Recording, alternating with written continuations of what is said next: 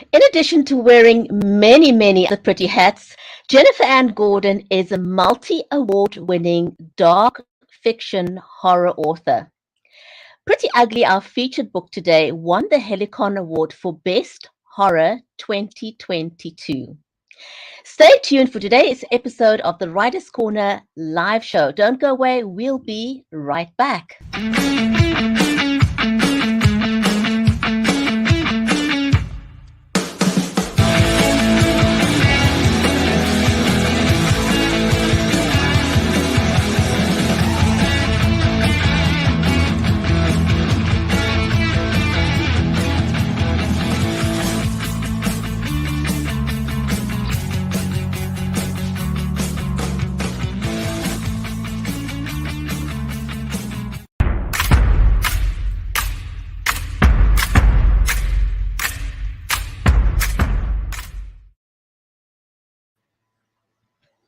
If you're just joining us, welcome to the Writer's Corner live show.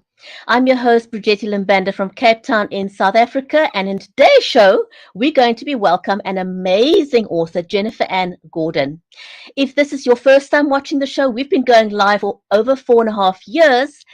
We'd love to give you a shout out, so just let us know in the comments. This live stream is brought to you compliments of Creative Edge, StreamYard, and BeLive Media. So whether you're watching us over on Facebook, on Twitter, on YouTube, on LinkedIn, Amazon Live, a hearty warm welcome. And if you're catching the replay, a hearty warm welcome to you too.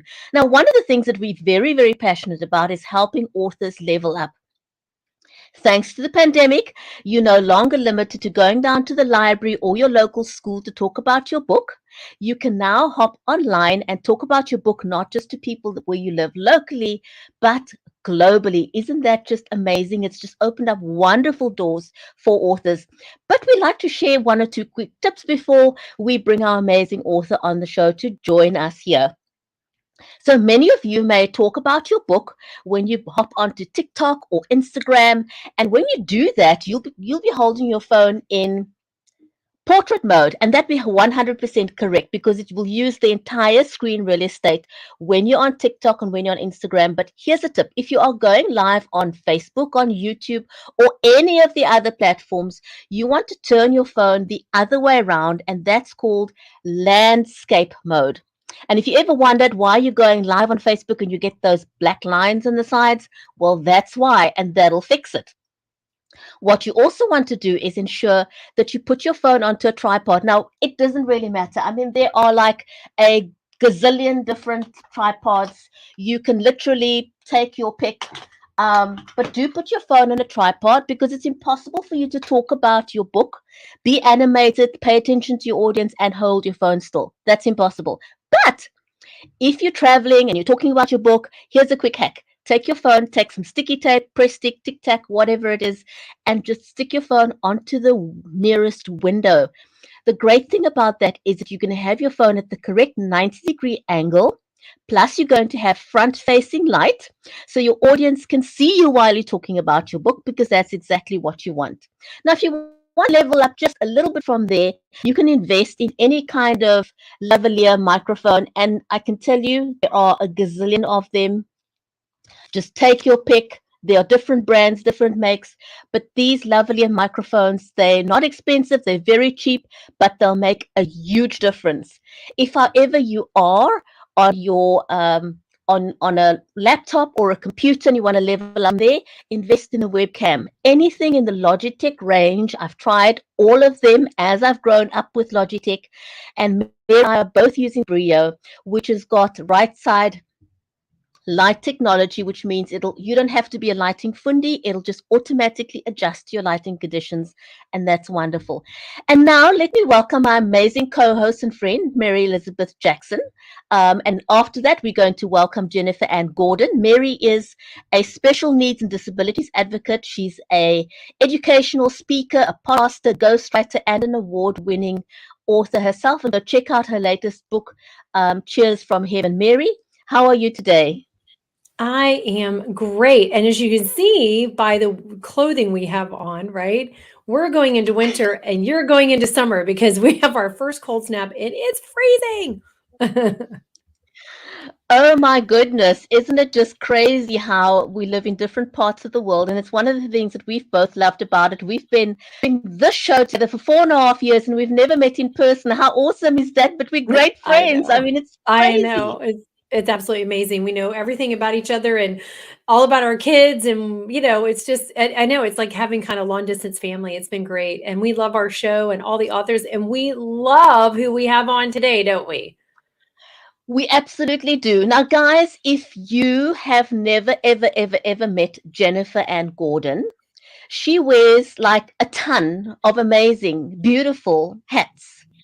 She's a multi-award winning dark fiction horror author in addition to everything else that she does.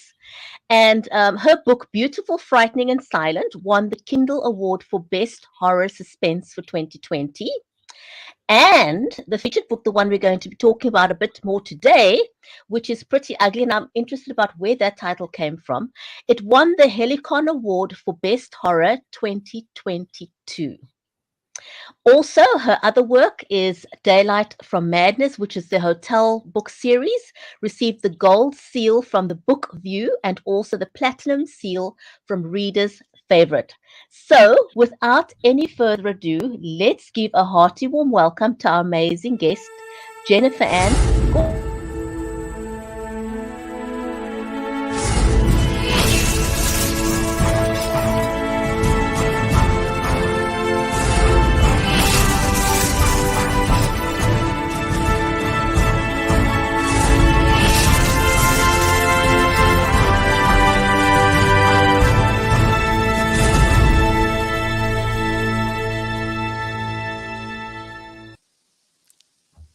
Hi. Hello. Jennifer, welcome, welcome. So glad to Well, have you on our show. it's good to be here. I will say, so it's morning where I am. It was a freezing morning where I am, Mhm. much like Mary Elizabeth. So I thought, I'm all bundled up in my sweater. I'm hoping my ring light is going to keep me a little bit warm because I didn't I want to turn on know. the space heater and have it make like this weird clanking noise during the interview. Yeah, but you write horror, so it would have been perfect because we could Yeah, have I then could have come up just with said, it's a ghost. yeah, It's just a right, a whole ghost. ghost story, right? I mean, I do live in a haunted house, so it would have been fine. Oh, that is so amazing. And like, well, okay, I know we have questions for you, but if we have time, we have to ask you about the ghost. Okay, let's dive We right in we because absolutely do. Oh yeah, my goodness! I want to just give a We'll huge make big shout time. out to Erin and also to Alison who's joined us there. Great to have you in the comments and welcome. Now, Jennifer, you are a woman of a ton of different hats and many creative talents. Which is of all your creative talents? Which is your favorite, and how did you segue into becoming a writer? Um, I mean, I think writing actually is my favorite out of all of them. For people who don't know me, I went to school for theater and I worked in professional regional theater for many years. I worked as a painter. I'm a multimedia, mixed media artist. My day job for the past 13 years has been a professional ballroom dance instructor. So basically what I'm saying is I cannot do math and I was really bad at science. So I only can do things that are creative. Uh, but I think I've been writing since I was a kid and it was my first love. And I think writing actually encompasses everything that I love. Like I feel like as a writer, I'm acting out every amazing part of every amazing movie or play I could ever want to be in. I'm creating characters the same way I would on a stage. I'm painting pictures, this time with words. And if I want to break out into dance or have one of my characters break out into dance in the book, I can do that too. I love it. I love it. And I was just discussing this morning, Jennifer, about how brilliant the creative art mind is, right? But you have people who are so creative that way, but they can't take an ACT or pass it. They can't do well in math. Yeah. But if you give them a test on the creative side, they're going to be way off the charts, you know? Yeah. Well, I mean, I'm way back in the day when I took my SATs. I took them multiple times because my math score was abysmal. every time, and my English side was off the charts. And I'm like, oh no. Like, what do you do? Like, what college do you go to? So The creative art my college is where yeah, you go. I went to a fine arts college. We There didn't you even go. have math, not even an option. Yeah, there you go. Well, we want to know, did you consciously choose to become a horror writer? We always love to hear this story because we have interviewed lots of horror writers. So was this like your whole life, or, did something just happen and attract you to it? Yeah, something traumatic as a child. No, I have always loved horror. I've always been drawn to it since I was a little kid, and I walked in on my mother watching the movie Poltergeist. Oh, And, I was it was on HBO or something, and I think I might have been 3 or 4, and I couldn't sleep, so I wandered downstairs, and there's my mother watching this, really scary movie. And instead of putting me directly to bed, she let me stay up for a little while. And like in the movie Poltergeist, there's a little girl in it, and terrible things happen to her. And I was petrified because I felt like I was that little girl. And like that was kind of my first experience of liking the experience of being scared, if that makes sense. I also read a Stephen King novel, Pet Sematary, at a very early age, at the age of 10. It was the cover with the cat on it. My uncle was living with us at the time. It was his copy of the book. I thought it was a book about a cat, so I snatched it. And like I knew I shouldn't have it, but I still thought it's a book about a cat. It can't be that bad. And I remember reading it in little chunks in my bedroom, hiding behind my dollhouse, and just knowing full well if my parents caught me with it, I would be in so much trouble. And yeah, since then, horror has been my go-to comfort, my comfort book, if that makes any sense. Like there's nothing more comforting to me than being petrified, reading about ghosts or a haunted house. I do write other things besides horror, but primarily what I am known for at this time in my career is a horror novelist. But there's more to come. Yeah, we got to say hi to our buddy Terry Shepard. Hey, Terry. Hey, Terry. And where do you draw your inspiration from? So now we understand where where the horror bit comes from, but your stories are mesmerizing. So where do you draw that inspiration from? I always say that I write, like, sometimes this phrase is like poo-pooed upon, where I say like, oh, I write literary horror, or I write grief horror or trauma horror. So I always take, for example, in Pretty Ugly, I took the concept of childhood grief and what happens if you lose somebody very important to you during childhood. What does that turn you into? Do you become somebody who cannot accept love or be loved? And then if you are that person, what happens when, and in the case of Pretty Ugly, what happens when the world ends or is coming to an end?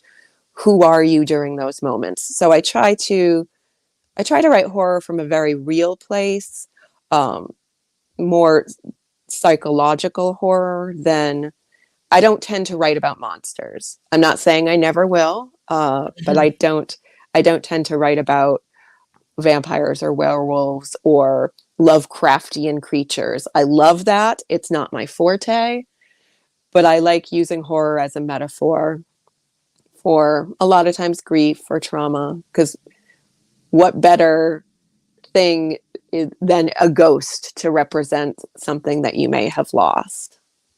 Oh, that's really very brilliant. And children are very fascinated by that. Where does a person go when they die? And then a lot of times kids are tuned into like grandpa or grandma, like grandpa's here right now, mom. I've had those Yes. conversations. So brilliant on you for coming from that angle, to help us be in touch with all that. Okay, so we want to ask you about your title, Pretty Ugly, and like the way you chose to do it, because you don't always see titles like that. You just see, maybe you see a hyphen there instead of the way that it is. So what made you think about doing it that way? So, my very first kind kind of inspiration for Pretty Ugly came pre-pandemic. So this was in a time before we got very used to seeing people in face masks. And I thought about the world, and I thought about our online world and how obsessed people are with image.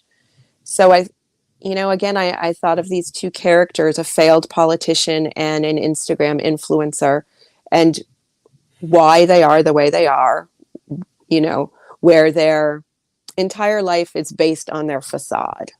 It's not who they are inside, but it's who they are on the outside is what gives them fulfillment. And then I thought, what if something happened in the world where everybody's faces, I don't want to say started rotting off their body, but what would happen if there was a virus that really attacked you very physically in your face, like predominantly? It could kill you, or it could leave you physically scarred to the point of you would have to wear a mask. So I thought of this dichotomy of the facade, the pretty, and the physical ugly. But then it's also a play on words, because these people are not the most likable when you first meet them. But through, living through the end of the world and through kind of discovering why they are the way they are, their real beauty finally starts to shine through. So, started as a play on words. And your characters, Jennifer, are they all purely fictional? And I'm asking this because a lot of authors will say some, yes, they're 100% fictional, but most of the times we find that authors will say they've drawn on people they know in real life, and they sort of exaggerate their character a little bit. So how do you put your characters together? Where do you draw your inspiration for the characters from? This is probably going to make me sound either incredibly narcissistic or incredibly neurotic, maybe both. I feel like all of my characters are my worst qualities rolled into a different kind of package. So, and some of my best qualities, because my characters they might not be likable, but I think at the end of every book you do love them.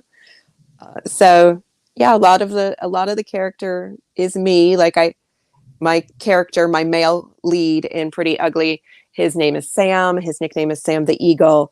And I called him that for a number of reasons in the book. But the inspiration for that was when I was very, very little, I had a crush on the Sam the Eagle Muppet.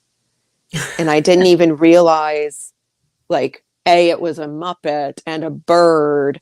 And I remember my father just telling me I should not have a crush on this puppet, not because it was a puppet, but he later on told me it was because that puppet it symbolized being a Republican. And and my dad was like, that's the wrong choice. When really he should have been like, okay, you're 3, you have a crush on a bird. Hopefully you'll grow out of it. Right. It's interesting how our parents freak out when we're little over something. I know, over something that, like, obviously at the age of 3, I had no idea I didn't even really know what having a crush meant, but I knew that I really liked Sam the Eagle's strong nose line. And frankly, I still like a good strong nose line in a person. There you go. It makes it makes for good character drawing. And, it always was a symbol of stamina and strength and personality and all kinds of stuff, for a long time, and in society for a very long time. Do you have a copy of your book with you? I don't. I am. So, we're going to talk about my house maybe if we get a chance. My husband's office is up where all of my books are. And so I am like sequestered in like our bottom bedroom, and I didn't even think to grab one of my books. No, it's okay. Let's talk about your house. Let's talk about the ghost then. So, for people who follow me on Instagram or Facebook, a little over a year ago, I moved to very rural New Hampshire to a strange looking Gothic house in the middle of the woods. When people see it, usually they think it is an old church. It's not. it was designed by a woman named Esther. She was a poet and an artist herself. And she bought this land and lived in a little cottage on the property, and, and designed this house that I now live in with my husband. And the house doesn't really make sense because she wasn't an architect. She had no house design skills. But she had this house built that had everything she needed, which was a tower overlooking all of the property, where that was her writing space and her office.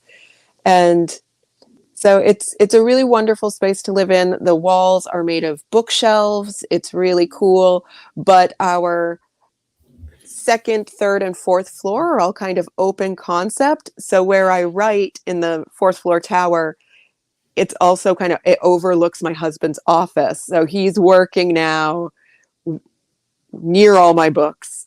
But so I'm in our bedroom. That sounds amazing. On like the garden level floor. Metal. Yeah. So Esther is still here. Esther, our lovely, friendly ghost. We can hear her sometimes. She is benevolent and amazing. Mainly, I hear her pacing up in the little writing tower, and I just really understand what she's going through. So I'm always you can channel her. You can channel Yeah. her while you're writing. Yeah. Exactly. I'm always just like, I pace up there too. Jennifer, I do want to ask you about the covers of your book. Like your books, the covers of all your books are very, very striking.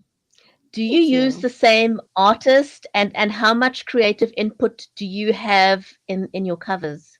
So my very first novel, Beautiful, Frightening, and Silent, the photograph on the cover of that book is a woman in a kind of shredded wedding gown. You can't see her face.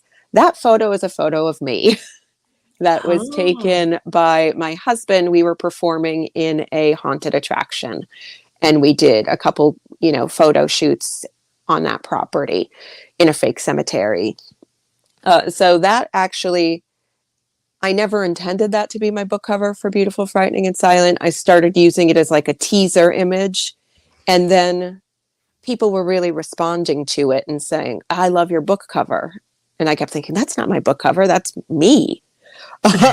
So I photoshopped my tattoos out and ended up using that photo as the cover for Beautiful, Frightening, and Silent.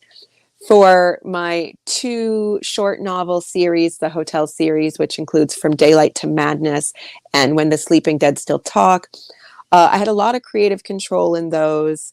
I sent kind of core images and had long discussions with one of the most amazing cover designers out there. His name is Don Noble. He works for Rooster Republic Press. It's a company that he owns. He does a lot of horror-related covers. So he designed those 2, and I couldn't love them more. Pretty Ugly has had 2 covers already in its short 1-year life, and they were both designed by the team at Books and Moods.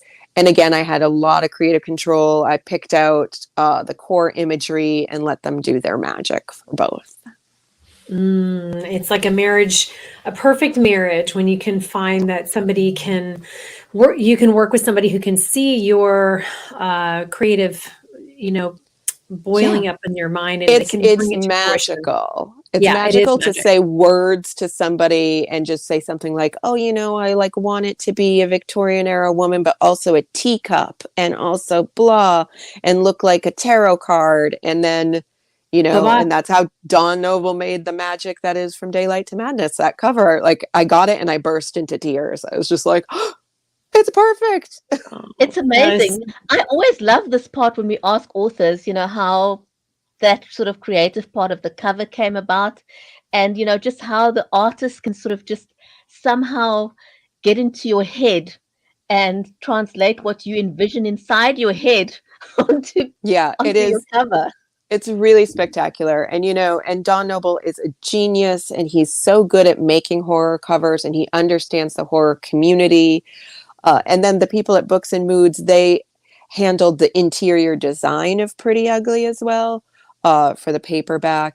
and they were in charge of the early arcs being sent out. And so they really had their finger like inside this book. They knew this book almost as well as I knew the book. So when it came time for the cover to come out, it was easy. That is awesome. So what would you tell your younger self? I would tell her to not stop writing, even when you don't believe in yourself, and that there is, no such thing as good or bad during the whole writing process. There's just writing, and you can always take something that's bad and make it something better. I think early on I got very discouraged, especially in my process of writing Beautiful, Frightening, and Silent. I always say that book took 20 years and 2 months of actual writing. But the 20 years that I kept telling myself I couldn't write it were, 20 years. I don't want to say wasted, because obviously the life I lived enhanced the book. But I would have loved to believed in myself earlier. Yes, some very true words for all of us, right? Yes. Absolutely. And are all your books traditionally published, self-published? What's your thoughts for an author out there that's an aspiring author? What's your words of wisdom as to, going traditionally publishing or self-published? So I love books being out there, and I love books in general. So that being said, I am kind of all over the place. My first book, Beautiful, Frightening, and Silent, was traditionally published with a small press. Since then, that small press has gone, the way of the unicorn is gone. It no longer exists. So now that book is self-published. The Hotel series and Pretty Ugly are self-published. And Pretty Ugly, I was going to query, but by the time I was done, the pandemic was happening, and this was a book that involved sickness and the words pandemic, and I didn't want to. I was like, I just have to put it out now, because by the time it's traditionally published, it'll be 3 years from now, and either it won't feel as intensely personal and important, or people will just say, I don't want to read about anything with somebody in a mask. So Pretty Ugly came out for that reason. That being said, I do have a literary agent. The last year and a half of my life, I've spent working on a book that I had pitched to her.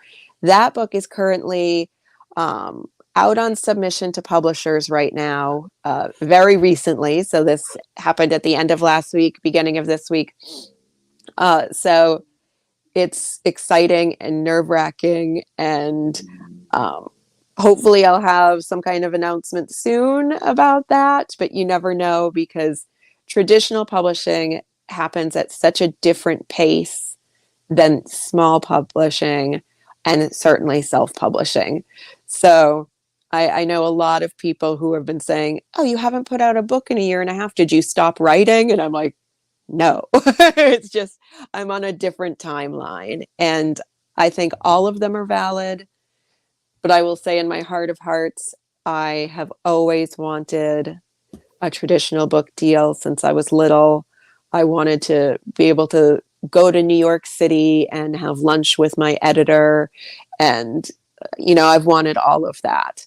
So I have nothing against self-publishing. I intend to probably still continue to self-publish in the future, certain projects. But I'm reaching for that brass ring and going for hopefully traditionally published sometime in the next couple years, because again, it takes a long time. Yeah, The it submission does. process itself can take a year. Yeah. Well, they have up to 18 months, and it just depends on the size of the house, Yes. what they get done. But we are so happy that you joined us today and got to share all this stuff. And we're saying we're sending you prayers and good wishes that dream of yours will come true, and you'll have to let us know if it does. I definitely will. It's always, exciting. I'm very excited to see when my friends get their book deals and they finally get to make those big fancy announcements of like those publisher marketplace announcements. So, that's the dream. Hopefully it'll happen. So stay tuned. But That being said, I'm already hard at work on another novel. So I'm sh- I'm sure it will happen for you, Jennifer, and we'd love to have you back. As I soon would as you've got the love to be date for your back. next book, do let us know so we can get you booked. So thank you so much for stopping by on our show today. We really Thank enjoyed the you time with both. you. The time flies when you have fun. So thank you so much for staying with us, and to our amazing audience. Huge shout out to every one of you for joining us on the show as well today. And we'll see you back next week on another episode of the Writers Corner live show. Stay well, everyone, and goodbye for now. Thank you.